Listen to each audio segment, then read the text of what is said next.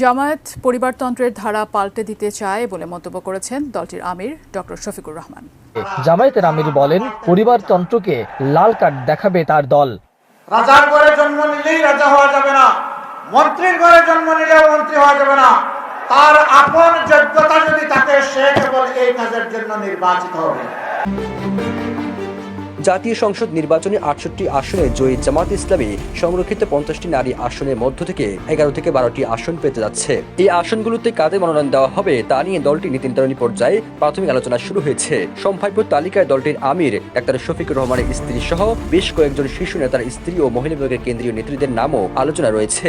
২২ ফেব্রুয়ারি জাতীয় একটি দৈনিকের এক প্রতিবেদনে এসব তথ্য উঠে আসে। জামাতের আমিরের স্ত্রী ছাড়াও সংরক্ষিত আসনে অগ্রাধিকার পেতে পারেন দলটির নায়েবে আমির ডাক্তার আব্দুল্লাহ মোহাম্মদ তাহেরের স্ত্রী হাবিবা রহমান এবং কেন্দ্রীয় প্রচার সম্পাদক মতিউর রহমান আকন্দের স্ত্রীর নামও আলোচনা রয়েছে। এছাড়া দলটির মহিলা বিভাগের সেক্রেটারি নুরুন্নিসা সিদ্দিকা, কেন্দ্রীয় নেত্রী ফাতেমা আক্তার হ্যাপি, ঢাকা মহানগর দক্ষিণের মহিলা বিভাগের সেক্রেটারি আয়েশা সিদ্দিকা পারভিন, সাবিকুন নাহার এবং ডেপুটি ইন্টারন্যাশনাল ইউনিভার্সিটির প্রভাষক মার্দি মমতাজের নামও আলোচনা রয়েছে।